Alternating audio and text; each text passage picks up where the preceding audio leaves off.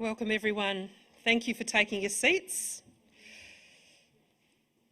I'd like to welcome everyone, Minister Gayle Tierney, special guests, and I think supporters and partners in a journey as we try to do all that we can to make Victoria's vocational education and training sector as safe, as welcoming and respectful as it can be. Not only have we come together in this room, but I also want to welcome the hundreds that are online today, not only from Victoria but across Australia, to be a part of this event, which is part of a Victorian campaign called Respect and Equality in Training, or Victorian VET. My name is Kit McMahon. I'm CEO of Women's Health in the South East, but I'm here today as the project lead for a project called Training for Respect, and we're delighted that we can be a part of this statewide campaign. I also want to acknowledge the partners of that project that are in the room.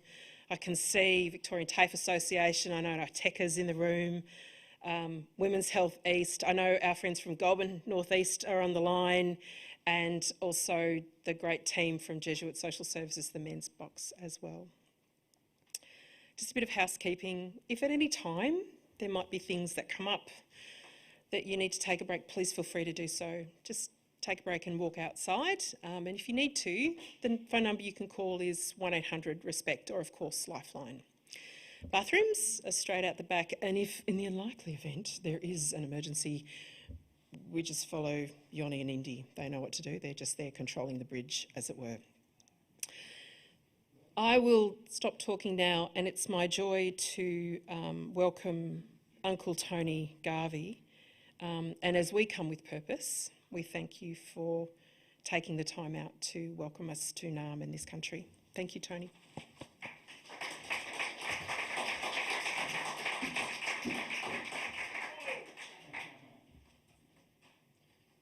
Can we try that one more time for the traditional owners, please?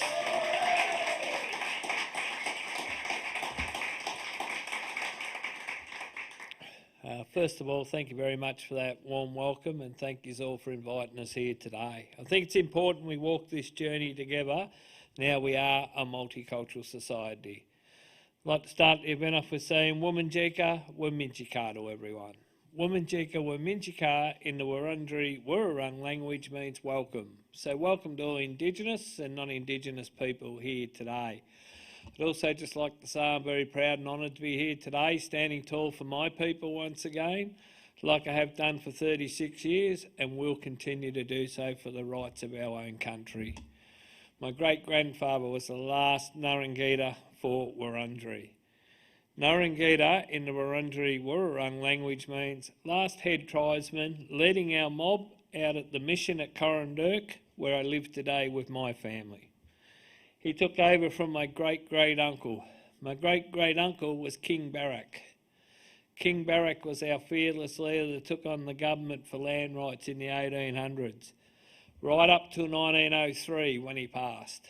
My great-grandfather, Robert Wandon, took over Wurundjeri from there and led our people from 1903 right up till 1924, when the mission was closed due to colonisation and being forced out into the white community.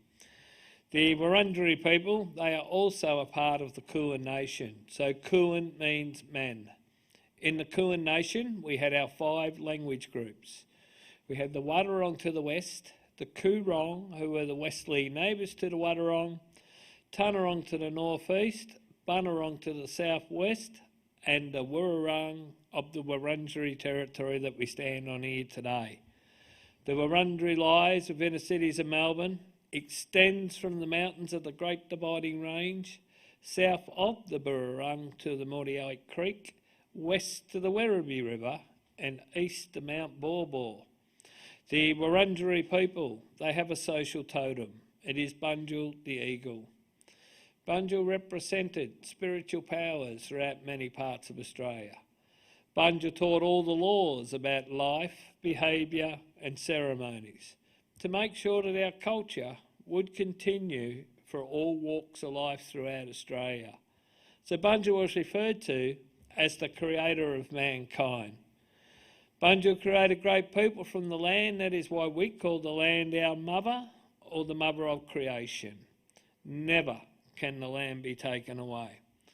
The land will always belong to Aboriginal people, as we are part of the land and the land is part of us. Our story is similar to the European people. Theirs is by their chosen faith, ours is by the dream time. We both have creators and beliefs, and ours is Bunjil. It is a traditional custom of the Australian Aboriginal communities to be asked and to give permission for people to enter their lands. And today you've now joined with me to honour the spirits of my ancestors, past, present and emerging, who have nurtured these lands for over 60,000 years. And we, as the owners of the lands, offer our heartily welcome to the lands and hope that together as citizens of this beautiful country, we can build, develop and unite stronger nations for all peoples. I'll close in the Wurrung language, which is Wumajika, Wumijika, Wurundjeri, Barak, Yuman, Kumibik, which means you're most welcome to the lands of the Wurundjeri people. Before I jump down and get that loud applause I am expecting, now to be quite honest with you, I have had this roof lift about a foot off its things. Like when I get the roar, I get the roar. But I just want to touch on something very important. We've got the treaty process in motion at the moment, native title in motion at the moment. We're really pushing hard to get the rights of our people in this country. We don't want to end up it being another flop like the yes vote was. I called the yes vote, thank you Mr Albanese for putting us on the map. There's only one that had the balls to do it. And but I thank Mr Albanese for doing that, but at the same time it was never ever going to get up. For one, it was rushed. For two, we had to get 4 states up out of 7, which wasn't possible in a racist country. But it's important that we get it right. So I'm a big part of the treaty. I'm a big part of the native title, whatever it takes to support our people. So keep the fire burning for our people, because we're not going nowhere, and it's only people like you that invite us to events that keep us on the map. We wouldn't rely on Parliament to do it, that's for sure. But thank you very much for having me here today. I'll let you get back to your events, and I've got to go somewhere else now. Thank you.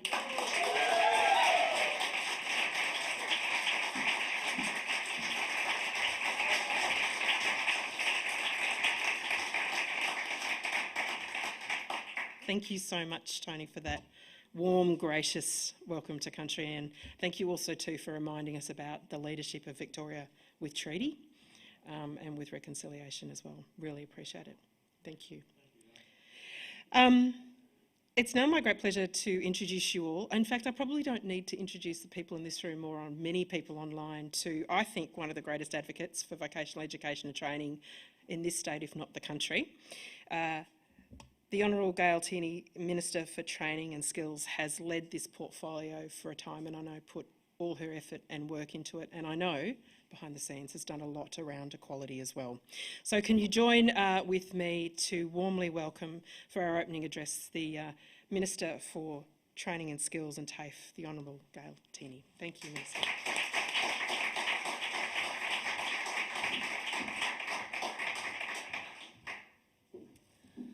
Good morning, everyone, and thank you, Kit, for having me here this morning, and can I sincerely thank Uncle Tony for that great welcome to country. Always informative, always educational, but can I also thank you for the role that you're playing in terms of securing treaty and a variety of other things that are underway as we speak. And of course, I wish to formally also acknowledge the traditional owners of the land in which we are gathering here today and pay my deepest respects to their elders, both past, present and emerging, and I extend those respects to all Aboriginal people who are joining us today, whether here in this auditorium or indeed online. Can I also formally acknowledge Kit, for the CEO of Women's Health in the South East, WISE, for her amazing work over a long period of time and her ability to pull all sorts of people with a common objective together, not just to talk, but to actually deliver real action. Also to Dr. Lisa Heap, Senior Researcher at the Australia Institute. We also have Craig Robertson from the Victorian Schools Authority. We have representatives from the VTA and ITECA joining us as well, and of course our very important social change organisations that do an amazing amount of work right throughout Victoria in a whole range of areas, including vocational education and training, employment and homelessness. So thank you. Can I thank the organisation WISE for bringing us all together for this very important event. The work that WISE does to advance gender equality makes a real impact towards creating a safe and healthy community in all communities in which we live. During Respect and Equality Week, TAFEs, dual sector universities and RTOs across the state show their commitment to respect, equality and inclusion. And I want to acknowledge WISE for all of the training and all of the training providers across the state for the role that they have played, not just in terms of that important week, but each and every day. In terms of my contribution today, I wanted to just start by reaffirming that the Victorian Government is absolutely committed to achieving gender equality and to tackling gendered violence. And I am proud to be Minister in the first majority woman cabinet in Victoria's history, led by a woman Premier and a woman Treasurer. We know that women face specific and unique challenges to access training and career opportunities. There are systemic barriers, the result of intergenerational structural barriers and inequalities. In a word, it's patriarchy. We're working to take concrete steps to dismantle the structural barriers that prevent women from achieving their full potential. Our skills and training sector reaches hundreds and thousands of Victorians, which is why vocational education and training, and TAFEs especially, are crucial to achieving this goal. Whether it is support for women in non-traditional trades, efforts to prevent gender-based violence or steps to improve access to training. Because we know that structural change just doesn't happen. It happens because reformist governments work side by side with organisations like WISE and movements like those committed to gender equality. The TAFE network sits at the heart of the vocational education and training system here in Victoria. More than the central institutions for providing skills and career opportunities for Victorians, TAFEs are crucial to improving gender equality. The truth is that large parts of our workforce are still gender segregated. Gaining new skills, upskilling and reskilling are key drivers for improving women's social and economic participation. And this government has prioritised equitable access to skills to address this gender segregation. Our investments in TAFE, and especially free TAFE, have been a game changer. More than 107,000 women have taken up free TAFE since 2019. More women than ever before are starting and finishing an apprenticeship or traineeship. Our investment in TAFE is an investment in women, giving us more options and opportunities to participate in the economy. We know that women disproportionately take time out of the workforce for caring responsibilities, but this should not mean that their careers come to a standstill. So we changed the eligibility requirements, meaning even if you already had a higher degree or qualification, you can retrain at free TAFE. And this has meant over 60% of people reskilling through free TAFE are women. To meet the ambitious targets in areas like clean energy, housing and the digital economy, we will need thousands of more qualified workers. These are fields that to this day are strongly dominated by men. They're entering industries where women are still in the minority. For example, trades like carpentry, plumbing or electrical work. The only way we will meet our ambitious targets is by ensuring that women and gender diverse people are represented in these workforces. There are some incredible women out there forging their paths in these fields. They are strong, they are capable, and they are talented workers and trainees who are passionate about what they do. But we simply need more of them. To give you a sense of the statistics, women make up 15% of the building and construction workforce, but only 3% are actually on the tools. And they also found that women were earning 14.5% less than men in building and construction. This has a flow-on effect to the apprenticeship system, where about 90% of Victorian trade apprentices are still men. The latest data shows that more women are completing apprenticeships, which makes our industries more inclusive. But I want to see even more tradeswomen being trained for rewarding, in-demand careers. Many women that I meet tell me how they felt uncertainty about starting their training. They worried about being the only woman in their course or their workplace. More often, as the apprenticeship task force showed, their first work placement as apprentices exposes them to sexism and harassment. Recently, I met several women apprentices who shared their stories of facing and overcoming adversity. Women who dreamed of becoming mechanics, electricians and carpenters. And despite the challenges they faced, such as sexism and discrimination or unequal caring responsibilities at home, they persevered, often with the help of our fantastic apprenticeship support officers. But let me say this, sexism at the workplace or in the classroom is wrong, is simply wrong, and is absolutely not acceptable.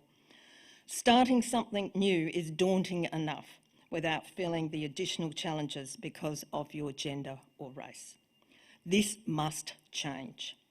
Safety and respect at work and in the classroom must not be non-negotiable. That's why the government is implementing the recommendations of the Apprentice Task Force, especially focused on gender. And that is why we support campaigns like Respect and Equality in TAFE and organisations like WISE. As I already touched on, women are now the majority of students commencing TAFE and free TAFE courses. The Victorian Government has been proud to invest in some fantastic examples, opening up careers traditionally dominated by men.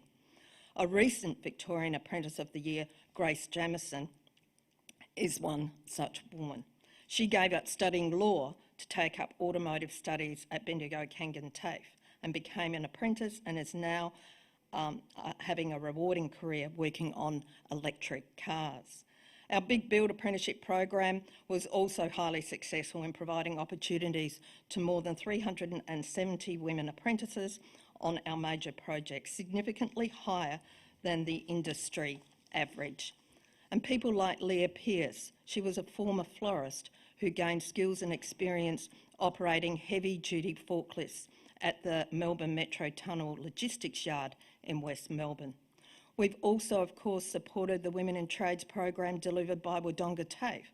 It's just another great example that have given young women in secondary schools a taste of different trades and apprenticeship opportunities. More than 80% of the women graduating from this program now have apprenticeships.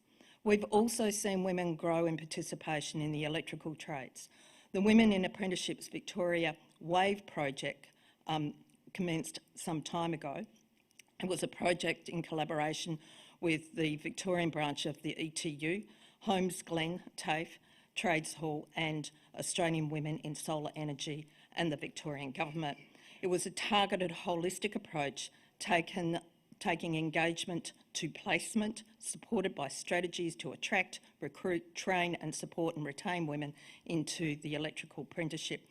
The program provided participants with women-only pre-apprenticeship courses, access to apprenticeship opportunities and support for apprentices to transition into industry with a focus on multi-layered mentoring. The program has been a success. 94% of participants completing the pre-apprenticeship program, and of these, 77% secured employment as electrical apprentices. So what I say to you is that equality just doesn't happen. There needs to be serious, targeted intervention by government in tandem with organisations such as WISE. These are just examples of how we recognise the barriers that women face, and we work together in ensuring interventions break down those barriers, and in particular those barriers that have been long existing in the traditional male trades. Structural changes require purposeful, targeted interventions, and this can only be led by an interventionist, reformist government.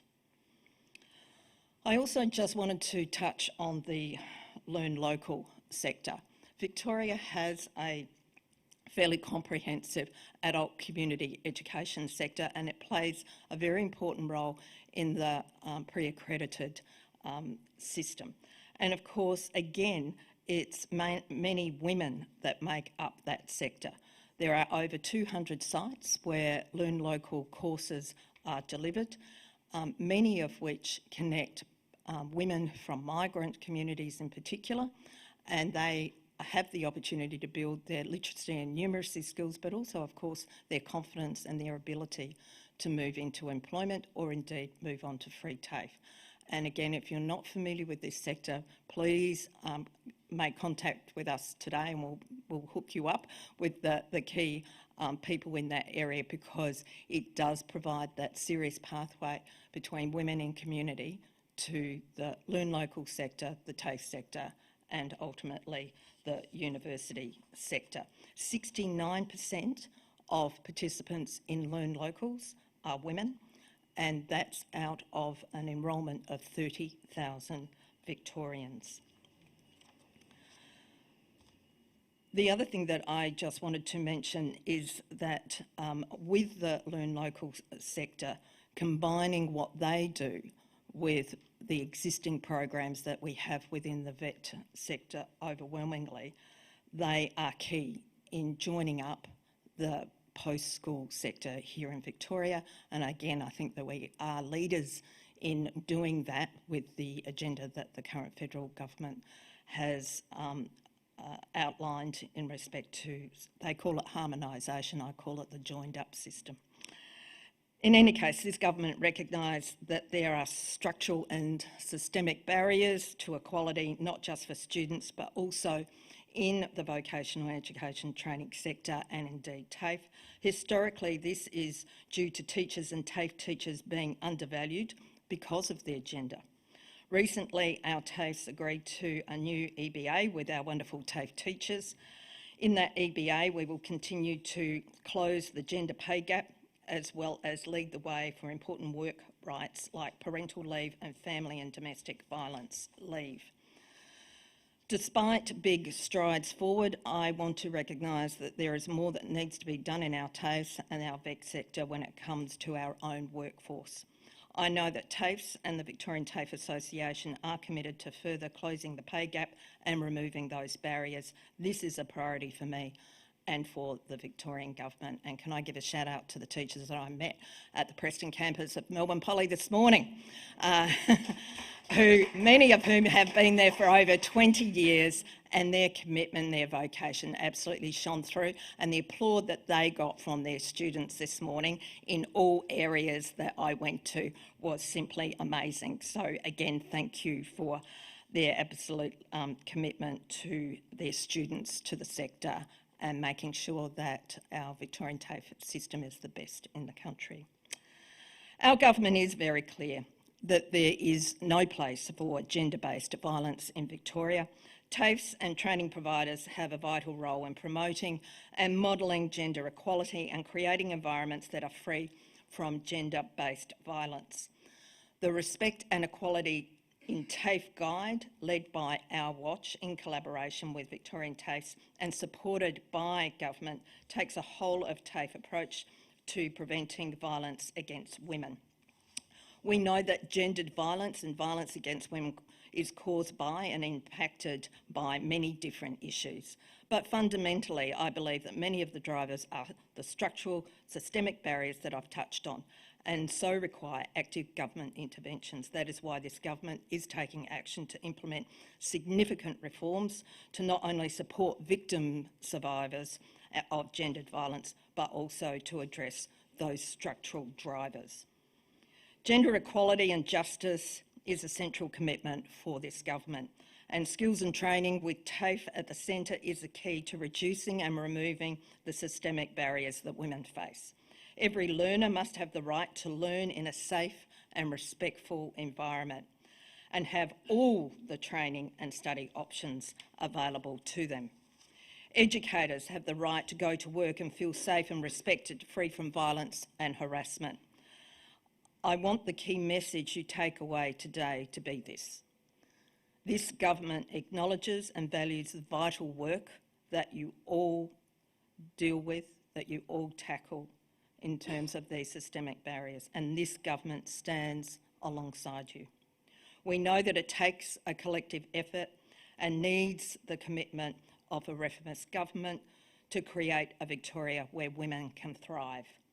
We will continue our work with TAFE and the training providers right across the state to build a culture of respect in Victoria's vocational and training sector.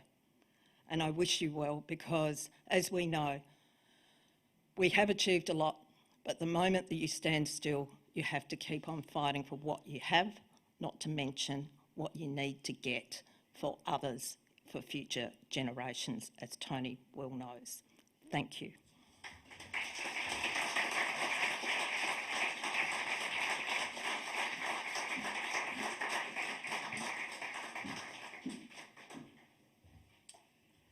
Thank you so much, Minister, for that powerful speech. I always love it when I hear ministers talk of justice as well. Everyone, Minister will be here till 12, but just wanted to let you know that we'll continue on. I was also interested in the notes about the role of segregation, the pay gap, but also the call to arms around equality doesn't just happen, that you need to take deliberate, structural, systemic action to take active intervention. And key to that, of course, is identifying what the challenges are as well. With that, I'm actually going to, it's been my pleasure now to introduce the next keynote speaker, who is certainly someone who does not stand still. Dr. Lisa Heap is a labour lawyer and a researcher with a research focus on gender inequalities at work, work health, and safety and regulation of work. And I wish I'd read her PhD 2 years ago. Lisa holds degrees in political science, industrial relations, law and applied human rights. Lisa's PhD in law from RMIT University investigated new regulatory approaches to prevent gender-based violence and harassment at work. And I think I can see my WorkSafe colleagues just writing down that at the moment as we speak. Lisa is the former Executive Director of the Australian Institute of Employment Rights and has had a lengthy career in the union movement. She's also previously served as an adjunct professor of the Australian Catholic University and has been engaged by the International Labour Organisation, ILO, as a technical expert. And Lisa contributed to the development of 2 ILO conventions, one on maternity protection and violence and harassment. Lisa is a leading expert on gender pay equity and gendered violence at work and has advised several New Zealand and Australian unions and appeared in pay equity cases before tribunals in both those countries. As the Women's Lead of the Victorian Trades Hall Council from 2015 to 2018, Lisa has led the Victorian Union Movement's strategy and campaign to have sexual harassment and other forms of gendered violence treated as work health and safety concerns. And I'd also close by adding that currently Lisa is chair of the Women's Equality Rights at Work Council for the Victorian Government. Have I got that right? No, but that's all right. So very important person to know. Everyone, could you please welcome for me, with me, Lisa. Thank you so much.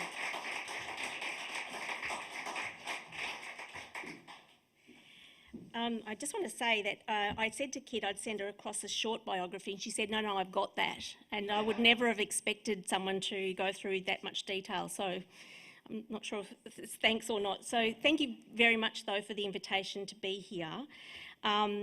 It's the Equal Workplaces Advisory Council, I would like to say, because it's the Victorian government current Victorian government that's established this advisory council, and the purpose of the council is to advise the Minister for Industrial Relations on predominantly pay equity issues, but also women's economic security in the state. So before I go any further, I would like to acknowledge the traditional owners of the land on which we meet today, the Wurundjeri Wurrung people of the Kulin Nation. I acknowledge the continuing connection to land, waters and community of First Nations people throughout Australia, and I pay my respects to those people, the culture and the elders past and present. I'd like to thank Minister Tierney for her introduction. You might like when a minister talks about justice. I love it when a minister talks about patriarchy. It's the P word being used is soul enhancing from my point of view. And I'd also like to recognise those people who are going to be on the panel following me. I'm really so looking forward to hearing from you all about your own experiences and the importance of that being weaved into our contemplation about what our strategies are in this space.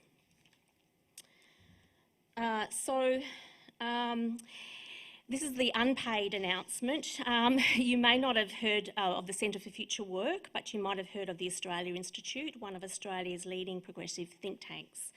The Centre for Future Work is a research centre housed within the Australia Institute, and we conduct and publish progressive economic research on work, employment and labour markets. We certainly see ourselves as a centre of excellence, and we're recognised by others as a centre of excellence on the economic issues facing working people, including the future of jobs, wages and income distribution, skills and training, sector and industry policies, and globalisation and the role of government and public services and more. And so our challenge for us when we're focusing on that world of work is to ensure that we take both a gender lens, but also take account of those who are less well served by the current structures of the labour market in our contemplations. And we do a lot of work on the impact on marginalised groups of the current way the labour market and our industrial relations systems work. So I'm really going to talk to you today about some of my thinking arising from, spending the last 5.5 years of my life focusing on this question about what do we need to actually effectively prevent gender-based violence and harassment at work. And I'd like to laugh by saying this is the citation on the screen of my thesis, and because I spent so much time and energy on it, I'd like to force it down everyone's throat. So you have to actually, at the end is a kind of linked to the repository at RMIT University if you want to go ahead and have a look at it in any detail, like put it under your pillow and those sorts of things. It's probably best used as a doorstop. But if you do have a look at it, please send me feedback about it. So the key focus for me was on this issue of prevention of gender-based violence and harassment, including sexual harassment at work.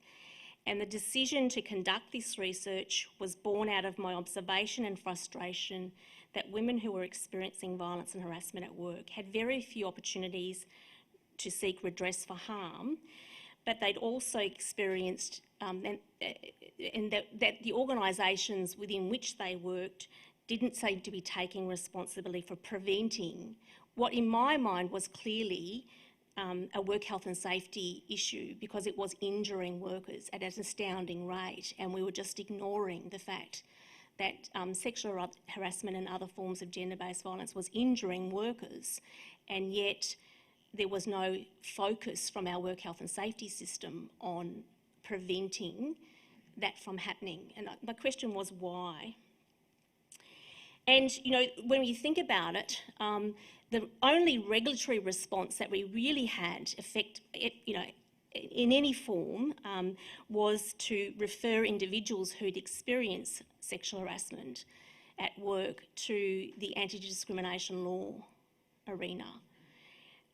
which when you really unpack it is quite illogical that you would do that. The dominant anti-discrimination approach in Australia focused only on sexual harassment and not other forms of gender-based violence and harassment, and is conceptually and structurally and practically limited in many ways. How do you change anything if the system is geared towards the individual victim who's experienced the violence and harassment being the person who's responsible for taking action in relation to that? That unless that person raises it, it doesn't get dealt with. It seems ridiculous. How do you place the responsibility for managing all of that on the person with the least power and the least number of resources to affect change?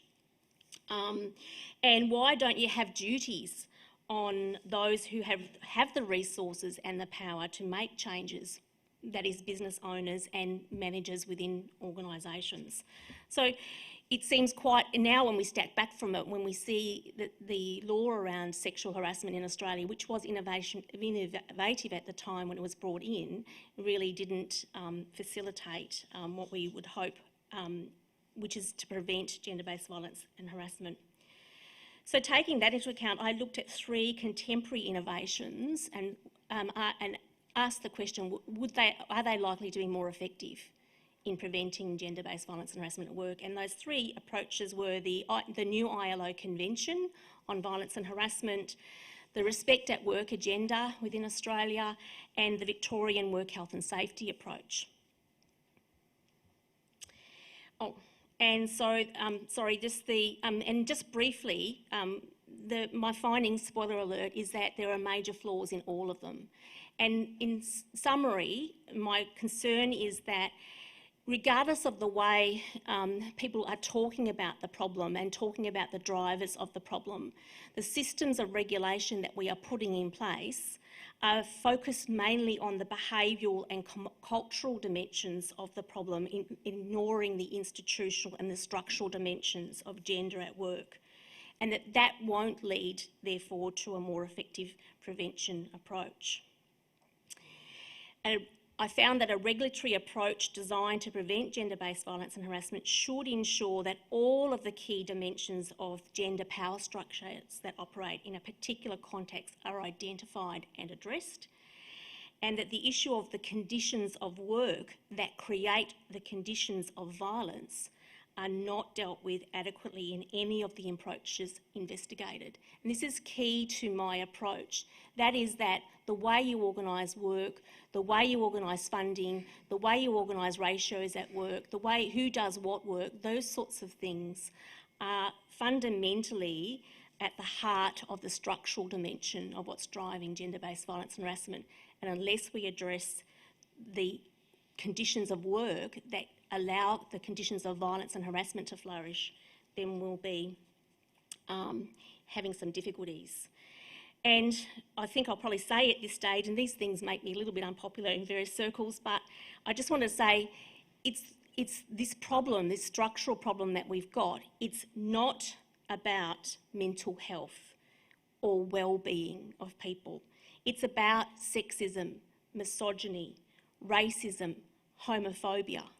And when we talk about it as being about mental health or about well-being or civility or incivility, or even when we talk about, I hate to say, respect, we're dampening down the actual drivers. The drivers are those kind of inequality regimes which are driving the violence and harassment. It's not about respect, really. It's not even about culture in my mind. It's really about sexism, racism, misogyny. We should name it as those things, and we certainly shouldn't go down the path of seeing it as a mental health or wellbeing issue to address it. So, key to, I think, identifying it and looking at it from a vet point of view is problematising and dealing with this question about how you see the problem of gender-based violence and harassment. It's too easy to think of gender-based violence and harassment as being about behaviours and maybe even about culture, if we all know what culture is, because I could ask each of you in the room to define culture, I think, and we'll probably end up with 30 different definitions. Even up until recently, violence and harassment was not seen as a workplace issue, but it was seen as an interpersonal problem to be dealt with outside of the workplace, even though it was occurring in the workplace. So in my research, I defined, I'd produced a definition of violence and harassment, including gender-based violence and harassment, that emphasises the structural as well as the behavioural and focuses on the harms. Now, I'm not expecting these definitions to make their way into any legislation, because of course there'll be a lawyer's nightmare to try and unpack all of that. But what I am saying is, our current focus, which has turned into a focus really on sexual harassment in many respects, is bound by this kind of technical definition of sexual harassment, which is quite narrow, has got technical difficulties when we look at it from a legal point of view, and yet we're saying that what we're really focused on is sexual harassment. But what we really need to be focused on is gender-based violence and harassment, and we need to have an operational definition of gender-based violence and harassment that's wide and picks up those structural elements. And you can see I've highlighted within those definitions of violence and harassment, including gender-based violence and harassment, some of the key areas that I know lawyers would have a nightmare over, but that really are about saying what this is really about. The definition draws out the structural elements or causal mechanisms that are associated with gender power structures, and gendered processes and practices within organisations and the labour market. Concepts such as the gender divisions in the way work is organised and the systems, structures and processes of work that drive gender-based violence and harassment have been incorporated into the definition, and gender power relationships are emphasised. A definition such as this is that emphasises the institutional and structural dimensions of the problem of gender-based violence help reinforce that approaches that are behaviourally based or which characterise the problem as one of incivility or interpersonal conflict or poor workplace culture are insufficient to prevent gender-based violence and harassment. So how should we look at it? Look at this problem. So we can take steps to ensure we don't miss this opportunity to address primary prevention of gender-based violence and harassment at work, stopping it before it starts. First, we need to start with how we see the problem, as I've said, of gender-based violence and harassment at work, and we can either see it as a problem of a few bad apples and then focus on behavioural measures to address this, including having codes of conduct or disciplinary processes and policies that outlaw gender-based violence or sex harassment at work, or even training and about the appropriate behaviours that are accepted in the workplace context or in the training context or in the learning context. Or we can see gender-based violence as both a driver of and an outcome from the power structures that operate in society and at work. And if you think about it, if we know what we know about gender-based violence and harassment is, and particularly sexual harassment, it's not about desire or attraction. It's about exercising power and control and making people feel vulnerable in the context in which it's perpetrated. So our first task in the approach that we need to take to prevent gender-based violence has to be defining how we represent the problem. And if we focus on the behavioural and the cultural, then we're only dealing with the tip of the iceberg or the top of the triangle in this representation of the problem, and we're not dealing with the things that are lying underneath that are driving those behaviours or the poor culture. So, in my conceptualisation, gender violence and harassment is seen as a means of social control. And the purpose of violence and harassment is to create and reinforce power structures in society and at work.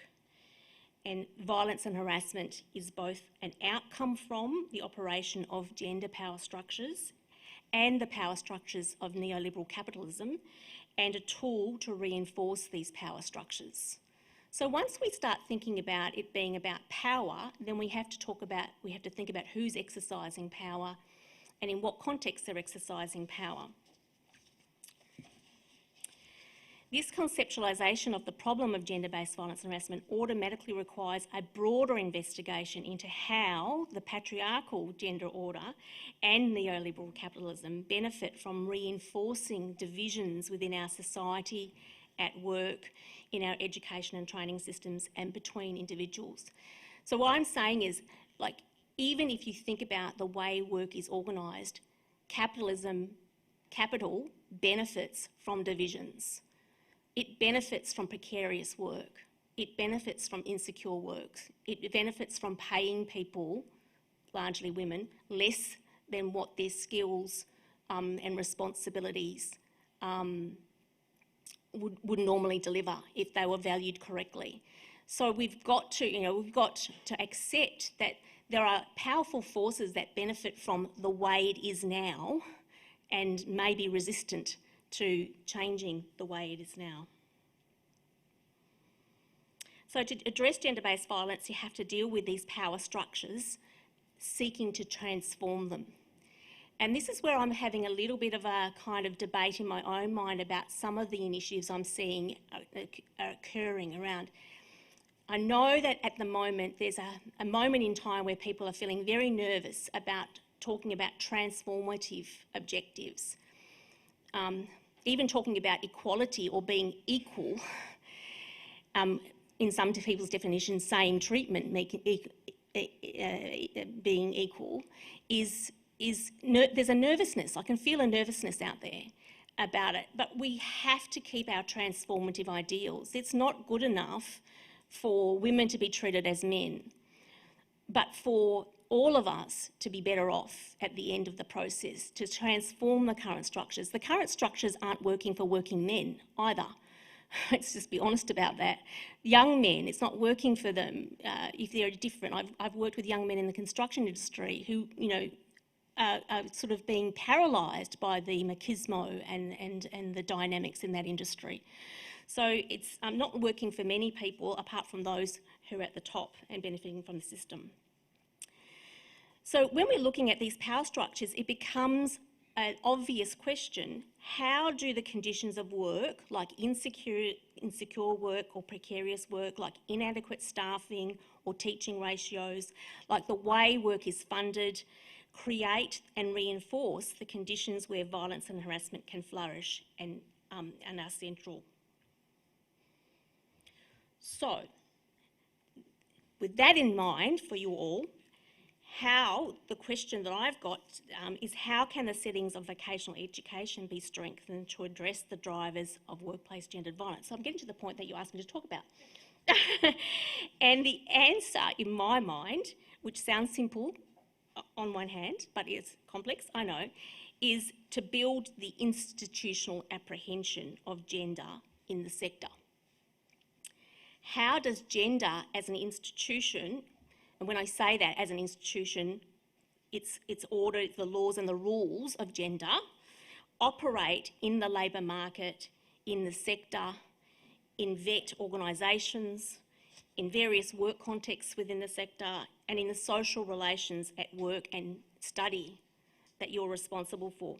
You are uniquely positioned, given your position in the labour market, to look at this horizon, to look at the labour market, to look at the training that you do, who gets what training, how much money is directed to what areas of training, to look at your own organisations, and then to also look at the training and learning environments and the social relations within them. So you're very well positioned to be key components of the change process, I would argue. So how do you build this institutional apprehension? Well, first of all, you need to see the problem as more than individual behaviours or cultures. You need to look to the systemic issues in the labour market, within the sector, in occupations and industries, and at the organisational and the individual levels that create or reinforce current power structures.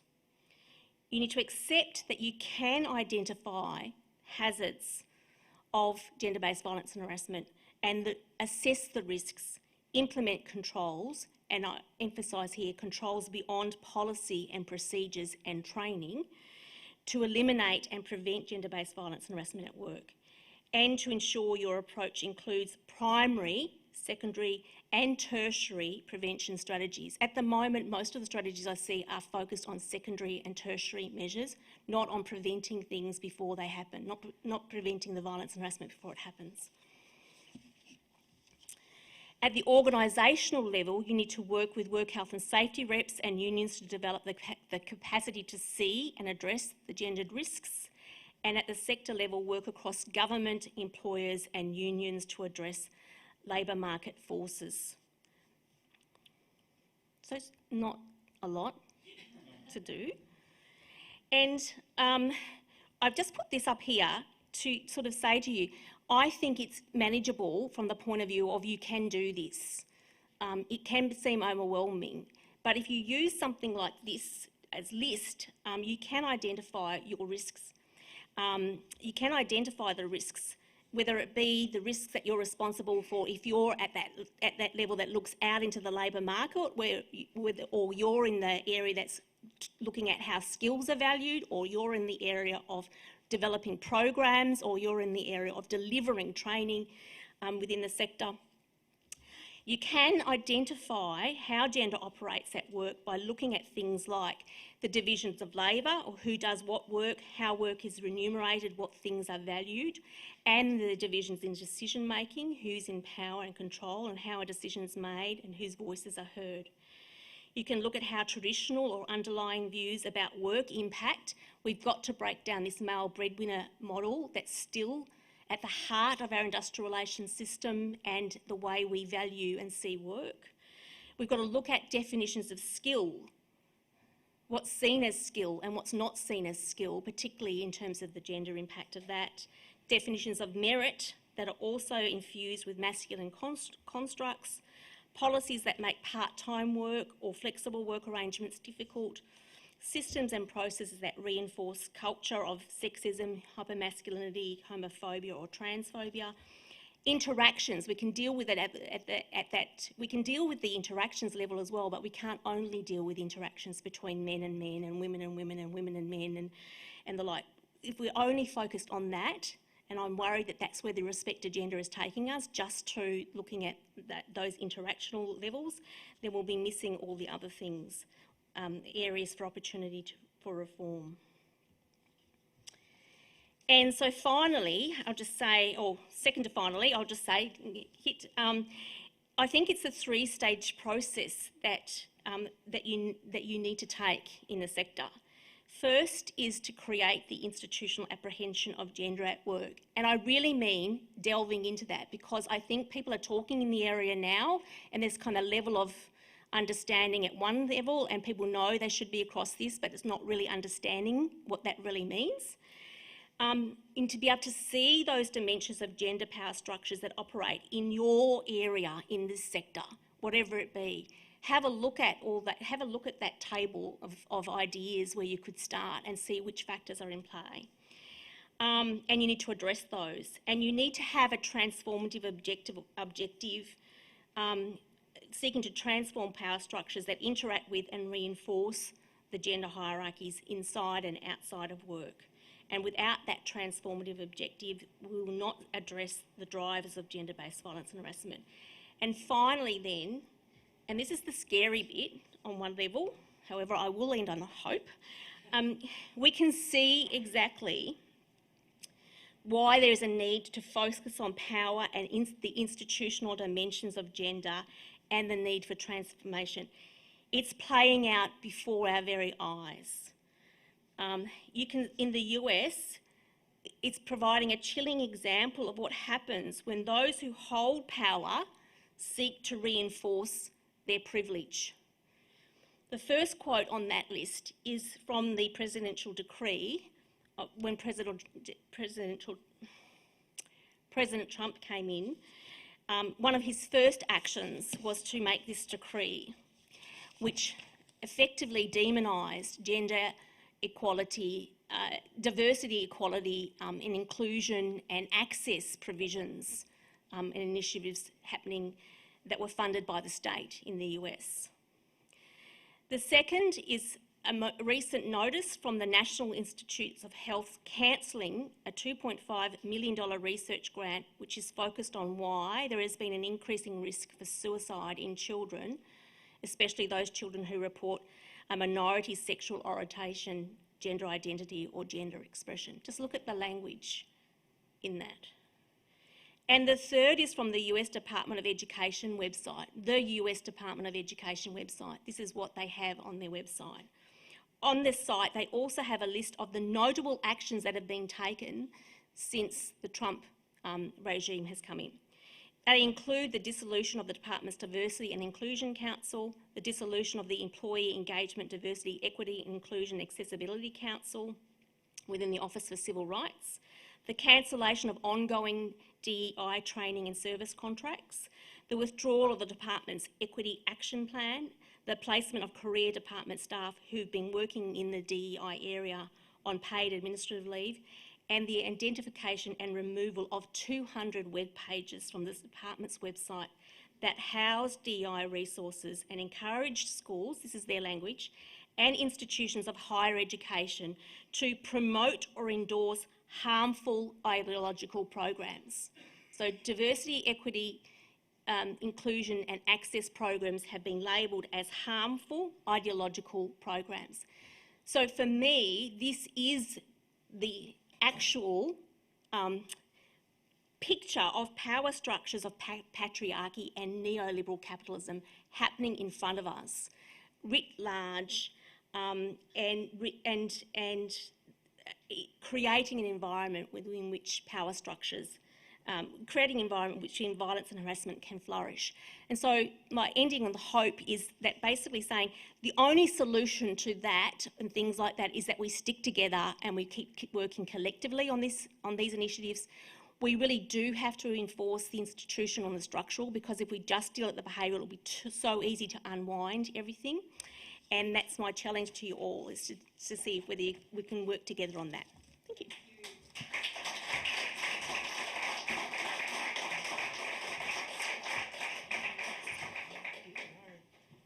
Thank you so much, Lisa, for that incredible piece. I've just got one question, if that's all right, before we move into the panel. I don't know if anyone else has got a question they'd like to ask as well. So you talked about naming misogyny and naming power. In my experience, regulatory frameworks are made by people. Why do you think those regulatory frameworks struggle to name those things, to identify who benefits? Just, you know, just an easy 2 minutes. 2 minute one. No. Well, if we so in my view, regulation is a broad. I have to take a broad view of regulation, and it's not just law or the like. It's everything that we do that's designed to change the way that we act and the like. But I think, we have to know that we start with who's in charge of the systems, and they haven't been women, and we're still trying to work, particularly in relation to work. We're still trying to work, and probably in relation to vet, in terms of particularly where it came from and the like. We're still trying to work through that. It's come from this idea that it will predominantly be dominated by men, and the structures and processes were organised around men. So then, we're still trying to unpack all of that, even, even after the like. But I think we've been a little bit wishy-washy. Yeah, okay. I can say. I think as a feminist who started most of my work in the policy area in the early 1990s, I'll take some responsibility as well. I think we weren't really ready to tackle power. Yeah, And we talked about equality, and we talked about equity, and we talked about equal and all those sorts of things. We spent a lot of time debating amongst ourselves as feminists about what that all meant. Not very helpful. But we really didn't talk about power and transformation, and I think we're at that moment where we've really got to tackle those really hard-edged things. I really want to ask people about what it means to talk about respect, culture, civility, being, it just, for me, it's feeling a little bit like everything could go under the... We're not dealing with the power structures, and the language in and of itself is not transformative. We're not saying this is about misogyny, it's about sex, it's about homophobia, it's about racism. We're not labelling, it's about colonisation. We're not saying those things. But if you say that violence and harassment is about social control, you start to unpack those things. And that's when equality starts to actually happen, isn't it? Thank you so much, Lisa. Everyone, can you thank Lisa Heap again for me? Thank you. So, we now move from, I feel remiss in saying this, not theory, but experienced concepts and policy into practice. It's my delight now to welcome to the stage our panel, who are 5 people who I think are doing this at the coalface. First person, and you know, we talked about regulation there, vets are, you know, I think we've got some people from ASCA and the VRQA online as well. But if I can introduce the first person, I'll just introduce these people and they'll just come out and they might wave to you as they go. So first person I'm delighted to introduce to you is Bron O'Callaghan. Bron has 18 years of experience in vet, including 6 years in compliance and training management, and I think Bron might get a question about regulation. She's got deep expertise, comprises areas such as quality assurance, auditing, curriculum development and risk management, and has consistently implemented regulatory compliance solutions and built effective teams. Bron is currently serving as chair of the Victorian Committee for Independent Tertiary Education Council of Australia, and her work focuses on enhancing compliance frameworks. Everyone, can you welcome Bron to the stage? I'd now like to introduce you all to, I'm not going to call you Matthew, can I call you Matt? Matt Barker. Matt, I can attest, is an absolutely energetic people leader. Wise does some work with Chisholm and Matt's team at the moment. He absolutely does create high-performing teams. He fosters the development of people and culture in the workplaces and actively leads and contributes to a diverse, inclusive workplace. And at the moment, Wise and Chisholm are working on implementing a GIA through engineering at the moment, which is really powerful work, hopefully transformative, Lisa. Not only is Matt a leading member of the staff at Chisholm Institute for the last 9 years, he's just been promoted to division lead. Acting, so congratulations. But he has been an engineering manager, education manager, and in building and construction prior to this. Can everyone welcome Matt for us? I'm delighted now to welcome April Thomas, who is a second-year industrial apprentice electrician at Kookaburra Sport. I love Kookaburra Sport because I love cricket. In her role, she maintains and builds the machinery used in the manufacturing of cricket balls, hockey balls, and cricket bats. So you've probably bought something that she's had something to do with making. April also performs fabrication work where she applies the skills gained from her Cert 2 in engineering fabrication. Matt? Her journey through into electrical work began when she tried the Cert 3 in electrotechnology through free TAFE program. After discovering her passion for the field, she decided to pursue a career as an electrician. Can you welcome April for us? Thank you. My delight to welcome to the stage Shannon Boyd, who is a dedicated community service professional working at Watsonia Neighbourhood House, and he recently completed his Diploma of Community Services from Melbourne Poly in 2024. At Watsonia Neighbourhood House, he provides a range of services and support, including specialising in facilitating men's social groups. Shannon draws upon his own lived experience for this work. Shannon grew up in commission housing, navigated family violence and substance use in the home, and it's these experiences that have shaped his deep understanding of community needs and support system. Can everyone welcome Shannon for me? And to support this conversation, it's my delight to welcome colleague, champion in arms, Jacquie O'Brien. Jacquie is currently the Director of Communications and Community Change at Respect Victoria.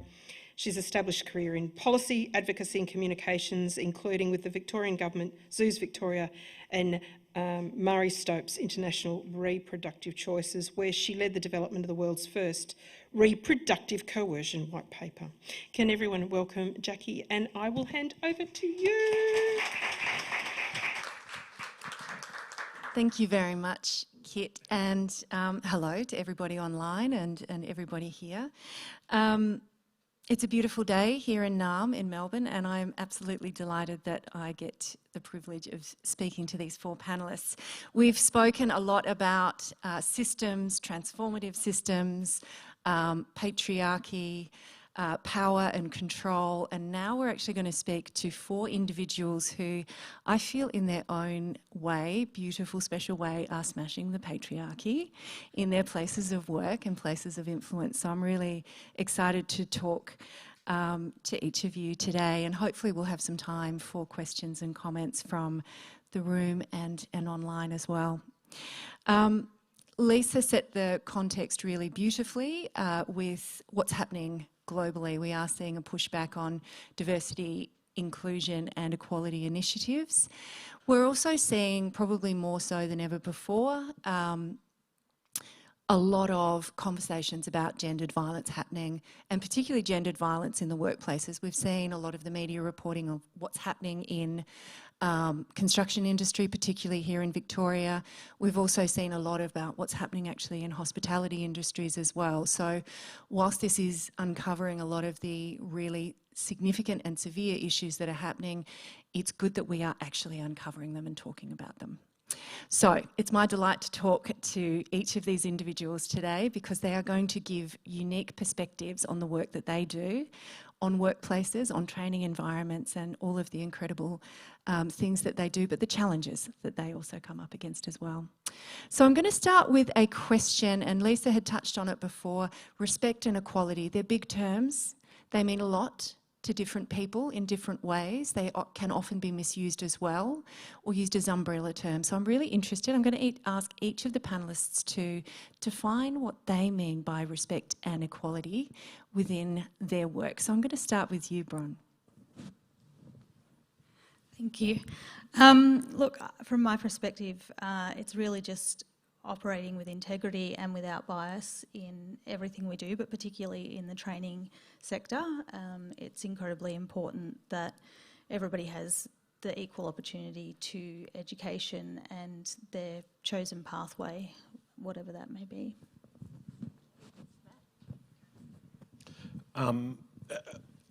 Similar to my colleague, I think that everyone's got the opportunity to access education, but also thrive in that education space as well too. Not just succeed, but do it really, really well with the encouragement of their teachers and trainers and fellow students, and coming to TAFE without fear of being harassed while they're there.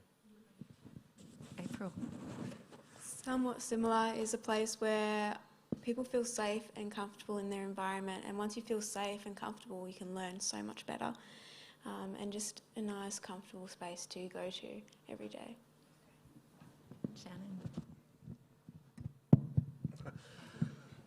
Shannon.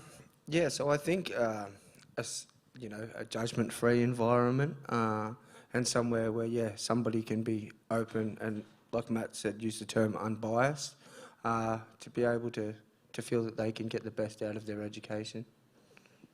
That's great. So safety comes up a lot, that safety, and we all want to learn, right? So how are we creating those environments?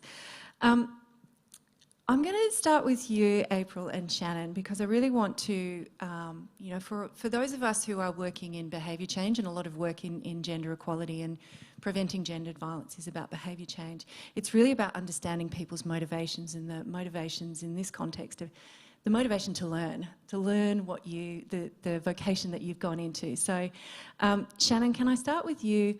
What actually motivated, what inspired you to go into community services work in the first place?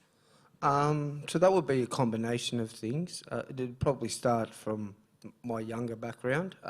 I come from a low socio-economic background with a lot of drug use in the home, and that meant that food was scarce and things like that. And a lot of the people that tended to help me were from the social services sector, and so that's something that really stuck with me from a young age. But in 2014, I found myself a single parent after a breakup with my children's mother, and became a sole parent for both my boys. And so really breaking the generational cycle, because you know, the generation before myself and my family have it's been ridden with a lot of, whether it be domestic violence, whether it be drug use or alcohol abuse and other things. And I just didn't want that to be the norm for my kids growing up, so that was my big inspiration. April, what about you? You're a second, soon to be third year apprentice, yes, that. Tell me about what inspired you to go into that field. Well, I really enjoy working with my hands and all the hands-on sort of stuff, and I did the Cert 2 fabrication in high school. And after year 12, I had no idea what I wanted to do. And I knew I wanted to do something hands-on, didn't want to sit behind a desk all day. And then I saw like the Cert 2 pre-apprenticeship that was through free TAFE, and I thought, what do I have to lose? So I gave it a go, absolutely loved it, and haven't looked back since. So, Bron, I'm just going to go to you now, because we've talked about, we've heard your inspiration for going into the work that you want to do. But when people are inspired to actually go in and do the training, do vocational training and education, how do you provide a quality and, what we've heard from all of you, safe learning environment in training providers, with training providers?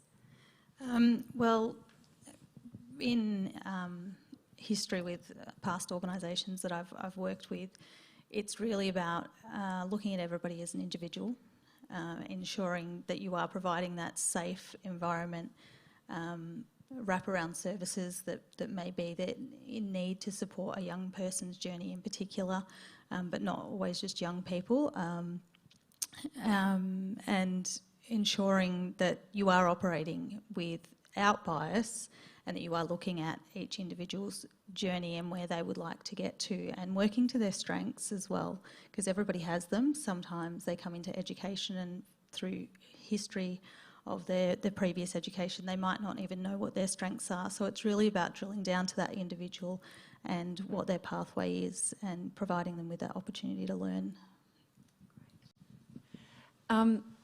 Matt, I'm going to ask a question, and also April as well, a question that probably we all have in the back of our mind. What is that shirt you are wearing? Thank you for asking about the shirt. It's obviously a fashion statement, but it's a fashion statement around supporting mental health. They're made by an organisation called Trademark, who uses the profits to put back into a mental health organisation to support people with ongoing issues. And we wear them at Chisholm TAFE. We started out with 10 teachers within the engineering department, and it's now spread right across the whole of trades. So we have approximately 200 to 250 odd teachers that wear these to support that. But what we've actually found is that it's part of starting to break down the intersection between supporting mental health and having other conversations, particularly around the masculinity of trades, and it's hard to portray toxic male traits in a shirt like this. And it's certainly when you've got a group of males across a trade training area that are wearing shirts like this, it helps break down that barrier to students to say, you know, because you work in trade doesn't mean you have to have toxic male traits, that you can be open to other ideas and thoughts and things like that. On that, because we have heard about mental health and we've heard about wellbeing, and some of the dangers of, if we look at preventing gendered violence and we look at gender equality work just within that lens, that we can lose a lot of focus on actually how we prevent gendered violence in the first place. So there clearly has been a lot of gains made in mental health, particularly men's mental health, but how do we get the balance right so we can use those lessons but still maintain that focus on gender equality and prevention? So part of our practice at Chisholm has been, I suppose, guided steps, and part of it is training and teaching our teachers around, I suppose, the view of what needs to be done and how it needs to be done, giving them the professional skills to start having those conversations and work on breaking down those barriers. And that's kind of the avenue that we've taken off. It's a staged approach to work with what they can work they know and how they go about it, and then introducing those other topics as we go. So we use certainly mental health as one way. You know, there's lots of support around it from a male perspective, male sports stars, and in that arena, I think there's a Western Bulldogs football player who's recently come out who's had mental health images and taking a break from his career, and it's easier for men to then work in that space to say, well, we can talk about this. So then we start introducing those other ideas. And through the work we're doing with WISE on the GIA, we've actually found that is the case, that they need that structured support to have those conversations so that they can call out poor behaviours. The other thing we're doing at Chisholm is working with the Chisholm Student Services to help us educate students. And we have somewhat of a lunchtime series where students go and learn about different, I suppose, professional behaviours and things like that. We've started out in the arena of alcohol, drugs and violence, but we will certainly work towards those, I suppose, respect and equity things as we go. And we find that if we scaffold it, then we get better response. If we try and use a, for lack of a better term, sledgehammer approach to it, we don't get as much uptake and reception of it. So we work towards that scaffold approach that makes it much easier for people to get on the journey. That's great. Shannon, you work a lot with men, and we've had a conversation before about some of the ways that you work with men within the men's social group. Tell us about that. How are some of the ways that you break down these barriers to start talking about gender, equity, inclusion? Yeah, so I think the main way that I try to do it, our program is quite new and a bit of a more of a foreign concept than what I thought it was, to have men's social groups, so it's caught on. But I think leading by example and setting a tone where it's not okay to say certain things or hold any kind of ideals that can be, you know, what's the word I'm trying to look for here? They can be discriminating or, you know, can be harmful to anybody else. And so in our groups, we try to foster, you know, leaving out the four-letter words. And we've had really, really innovative conversations in regards to, so a lot of the people that come along to my groups are, you know, older men. And we've had talks around the LGBTQIA plus sort of, if I'm still getting that right, around the terms and what these things actually mean. And with the open-mindedness of the group and everybody being so supportive of one another, we're able to foster those conversations and really get people understanding and more aware of this stuff and get more support going around it. Yeah, that's great. Bron, can I turn to you now? We've talked about, and your CV and shows us how involved you are in regulation and the understanding of regulation. When it comes to, you know, we've heard a lot this morning about systems and structures and processes and how you can change those. The role of regulation, particularly with the work that we're talking about, particularly with preventing gendered violence, what is the role it plays, and how can you start to measure for impact if you know you're getting it right in a training environment in terms of respect and equality? Look, I think we're going to see a bit of a shift in balance with the new standards coming in on the 1st of July 2025, with the new standards of diversity and inclusion and student wellbeing and student support all being included. And I think it's a real opportunity for organisations to look at their business processes and how they're operating in that space. Certainly, like Matt said, in training trainers and providing them with the tools and resources that they need to go into their classrooms and teach across a range of diverse learners. But I think it really, I think the training of trainers is very key in that. To move this forward and push this forward as working as an industry in particular. That's great. Can you measure for respect and equality? Again, I think that needs to be on an individual basis. There's certainly a lot of methods that can be implemented in that space with providing training and measuring that training sort of at 3 months, 6 months, and how has that shifted student results, student engagement, retention of students. I think that's probably a good place to start in measuring if there's been a shift in diversity and inclusion. We've talked a bit about role modelling, and so April, I'm really interested in the work environments that you're in. Can you tell us about, say, the role of role modelling? Have there been ones? But also that, you know, what is it that makes a safe work and respectful work environment for you? What are some places that you've worked at have been really great, but also somewhere it's been a challenge? I definitely think role models play a huge role, especially in the managers and the people who are leading the site. How they act and how they behave towards everyone else is how a lot of people realise about what the expectations are. And especially in TAFE and all the teachers, if they set a level of expectation and say, they show people how to act and behave, people tend to copy that, and they copy their role models.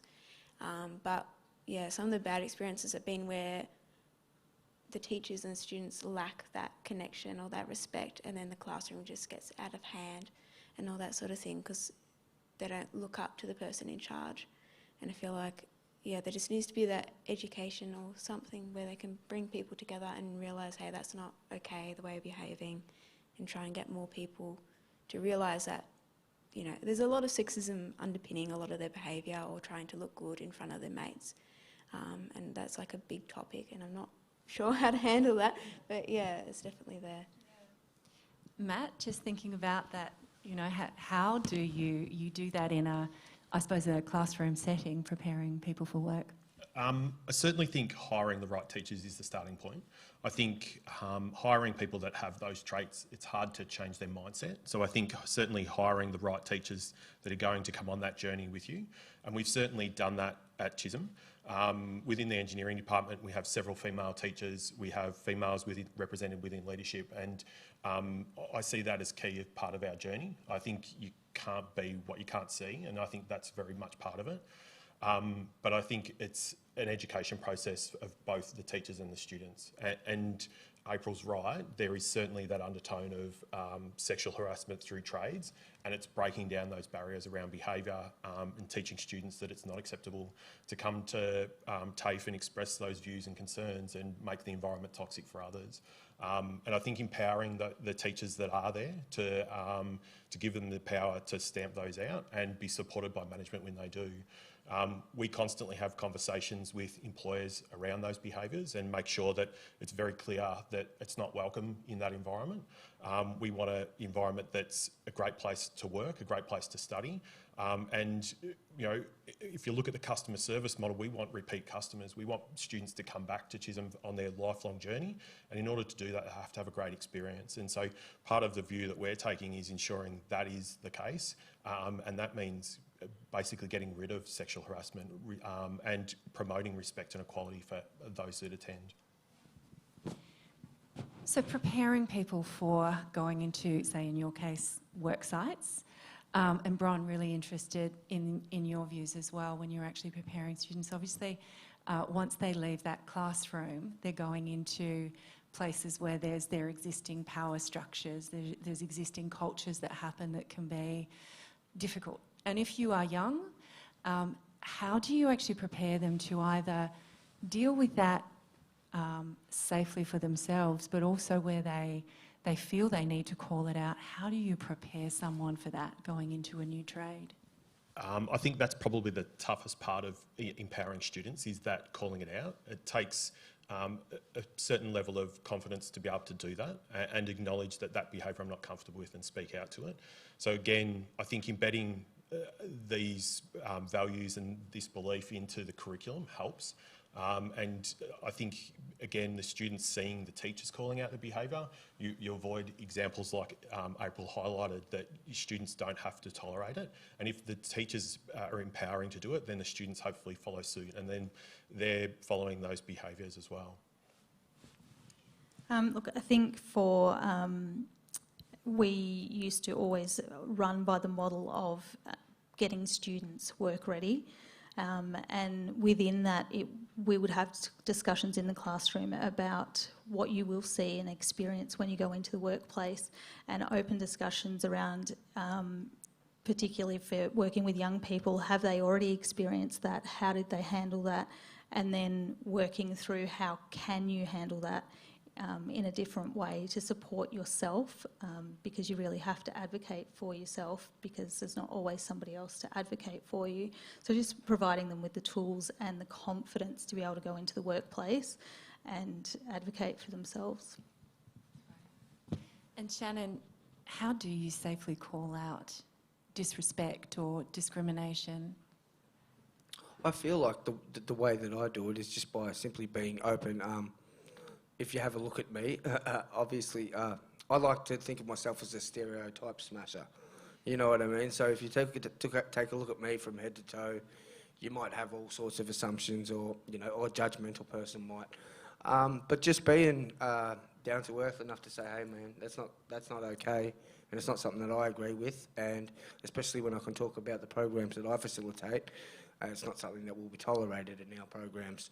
So just a lot, like April said before, and also Matt mentioned, leading by example, like sort of, be the role models that you're looking up to. So in my particular industry, my job is to be the role model for the men's groups and to hold that tone in the men's groups.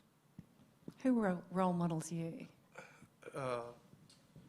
Many people throughout my life. I can definitely thank my wonderful team that I work with at the moment for really being huge role models to me and striving me to push for a better standard, who have come along to support me today as well also. And taught me things such as, we were having a conversation the other day around how if you might describe a man, or a man referring another man for a job, and we use terms like he's a hard worker, he shows up on time, he's got good work ethic, all that type of stuff. And then on the female side of things, you might say, oh, she's a lovely lady, she's really, she's, very kind and warm and all that type of stuff. But the hard work aspect sort of does get left out of that. And there's a lot of hard work that, my team and a lot of women in the sector do. And I think that, if it starts on us as men, appreciating and calling that stuff out, and we can make big changes, hopefully. April, have you encountered that, what Shannon was talking about, that, men are hardworking, show up on time, women, oh, they're lovely? Is that something? Yeah, definitely, especially sometimes I turned up to construction sites and then I mentioned on that, oh, I actually do a lot of work myself, I do a lot of DIY, and they go, oh, you don't look like you do that, and all that sort of thing. And I'm like, okay, because a lot of it goes around, oh, she's really nice, you'll love working with her. But when they're talking about like some of the male apprentices, like, oh, he's super hardworking, he can do everything really fast. But with me, they kind of lift that out of the conversation. So yeah, I definitely agree with Shannon with that.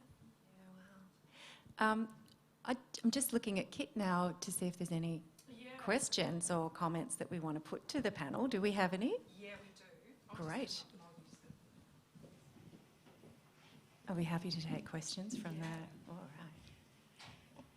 So everyone, if there's any questions that would like to come from the floor, I can see Fiona Sharkey from Women's Health East. Do you want to stand up and ask your question? We don't have full, I can repeat it for those on the screen. I'm Fiona from Women's Health East. I think I met some of you this morning. So my question is to Matt and Shannon as men, because we are hearing, and we've heard from Lisa, the horrendous stats about the backlash coming from the US and things. And what I'm reading is that men aged 50 plus and 18 to 29s are perhaps the two groups, and both with low educational attainment, that are kind of the most disengaged, unhappy, cost of living burdens, pressures on them and things. So I know, Shannon, you're working with probably the 50 plus group. Yeah. And I love this conversation about how we actually say it's not okay, because I say it's not okay in extended family settings, in professional settings, and I find the room just goes quiet. There's this, people sort of look down and shake their heads. But I'm really interested to know from you, Shannon, how do you know when you kind of cracked it? Like, what is, because you've said, you set the tone in your groups, you say that's not okay. How I think sometimes it is the silence that you Shannon, talk about. do you mind if I just repeat the question for the people online? Is Oh, that okay? sorry. No, Shannon, it's completely my fault. Completely. So just those that are online. The question was directed by Fiona Sharkey from Women's Health East to Matt and Shannon, just noting the context for some disconnect that often occurs in men of a certain cohort. So that's what the research is showing. And the question to Shannon is, how do you say it's not okay? And to just beautifully put that, the question that Fiona says, how do you know when you've cracked it? So, Well, made the change. Yeah, I think just calling behaviour out in general. But you know you've usually cracked it when that silence comes along. I can think of an example I had a little while ago where somebody came along to our group and they had made a statement about how things are, predominantly for women and stuff like that. So I just gave them the rundown. I believe what he was talking about is how domestic violence gets talked about quite a lot and stuff like that. It's almost as if it wasn't as important. So I sort of gave him a few statistics about how domestic violence can be a really, really pressing issue, with the women that we lose every week. And the response I got was very silent. But there wasn't a silence of disdain or disgust or that he'd done something wrong. I could tell some cogs were turning. And I'd like to think that that's where it starts. Yeah. Excellent. I think I see this every day, that we know we've cracked it when my team are the ones that are calling it out, and it's not just the leadership team that are doing it. Or if you see a student walking past another student and calling it out, that's when you know you've cracked it and when the behaviour is changing. And that's probably key to it. I think it's not just about leadership calling it out. I think it's embedding the skills and capabilities within the people that you work with so that they've got that power, and watching them calling it out is probably the most powerful response for me. And that's when I know that we're starting to crack it and make a change within the organisation. I've got another one, if that's okay, just before we start to wrap it up, unless there's anything else. I'm just going to try and draw the link between what Lisa was talking about actually what happens in the real world, if that's okay. So Lisa talked about that we've really got to get to talking about the power structures and the systems, and that the individual and relationship pieces are, and I'm paraphrasing, I don't know how many decades of work here, Lisa, maybe distracting us from where we really need to go. My question for you as educators, as supporters, as students, as community workers, and even for yourself, Jacquie, is to what extent do you believe or think that you've got control to address power, to address misogyny and racism in your day-to-day work? And please feel free to answer that as honestly as you can. Lisa was coming about it from the point of view of regulation. Bron, does regulation in vet... Oh, sorry, courageous career move. Can I ask you, does, regulation in vet enable us to do that? Does your work as a teacher allow you to do that? What's your response to that? Look, I've probably got a bit twofold opinion on that, and one is maybe moving in a slightly different direction, and that is operating at a higher sort of level as a female, and the experience with other females when sometimes they're operating at a higher level, you often see, rather than lifting up other females, that they actually take on that persona of what they have had to build to make it themselves, and they actually push other females down rather than lifting them up, because that's sort of the environment they've been... We can become enculturated to, yes, can't we, to those power structures. Yes. Yeah. So I think that sort of probably doesn't answer your question, but it's also something that I've personally experienced, and I think that's another barrier that we really need to work to break down as well, as females to females. But in terms of, I've actually forgotten the question. No, it was a cheeky question. It was about, as a person that supports regulation. Yes. Does the regulation enable you to do those things of addressing power and misogyny and racism? I don't think we're there yet. I think, again, with the new standards coming in, I think we have a real opportunity within our industry. I think with people leading like Matt is, again, if we can do more collaborative work across organisations and stop being quite so institutionalised, that will also help support progression forwards as well.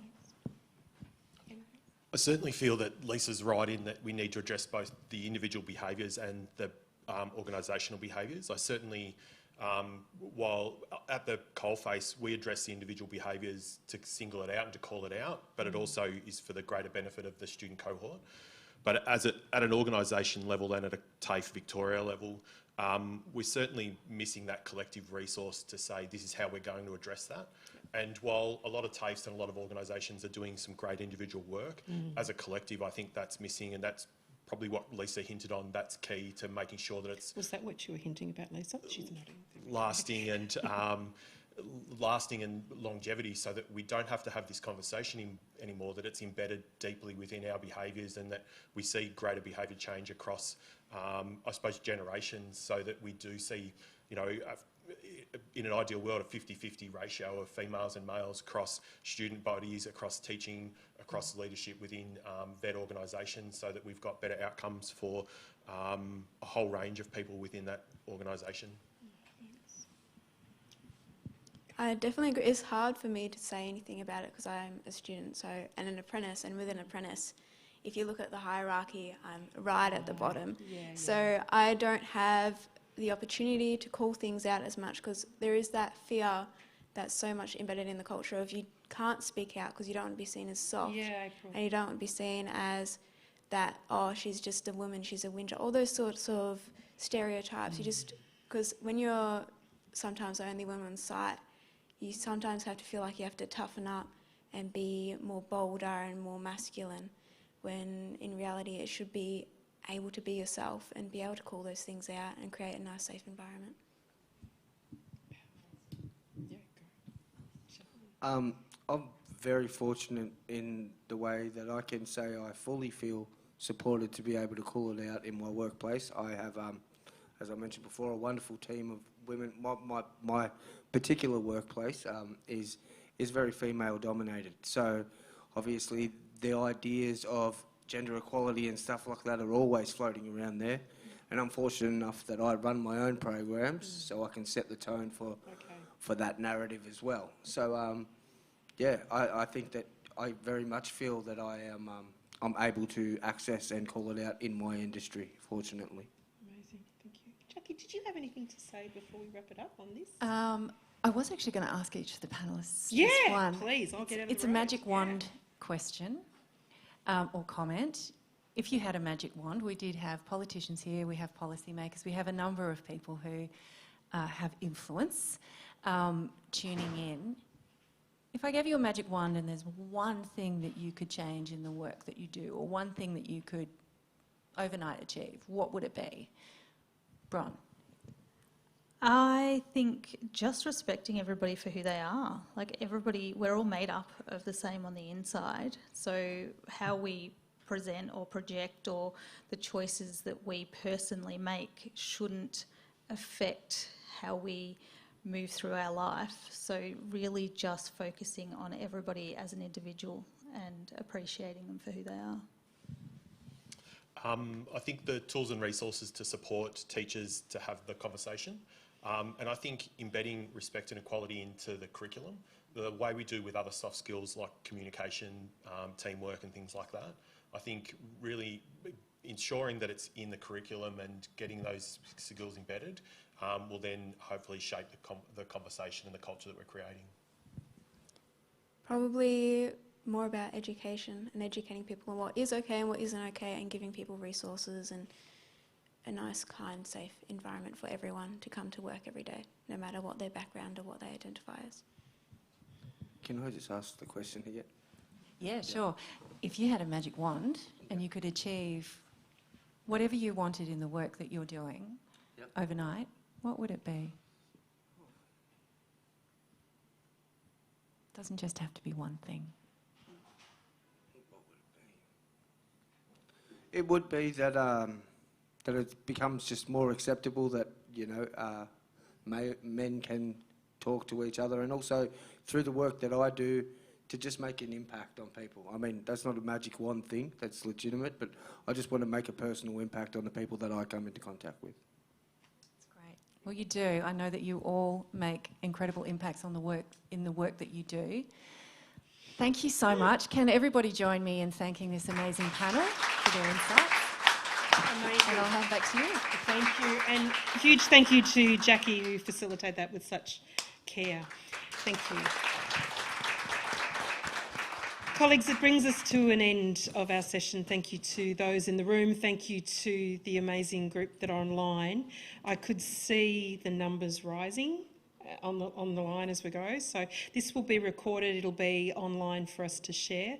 There are many people that came together to make this happen, not only in this room, but also outside. Can I again thank the partners of Training for Respect, which also include Our Watch, Victorian TAFE Association, ITECA, Women's Health Goulburn North East, Women's Health East.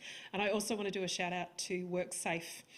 Vicky, you're here. A big thank for the support that they provide us through the funding as well, without which we cannot do this work. I think if you go out of anything today, we've talked about some really big things about structural change, but I think we can see from the panel that, you know, we understand our role in it. It's a journey. Unfortunately, this thing is not going to occur with a flick of a pen. It's going to take time and progress, but as one of my colleagues at the moment who is overseas at the UN at the moment talking about the Commission of the Status of Women, it's only through solidarity and working together that you can make a difference. Thank you everyone, have a great day, and please take some food and beverage as you go. Thank you.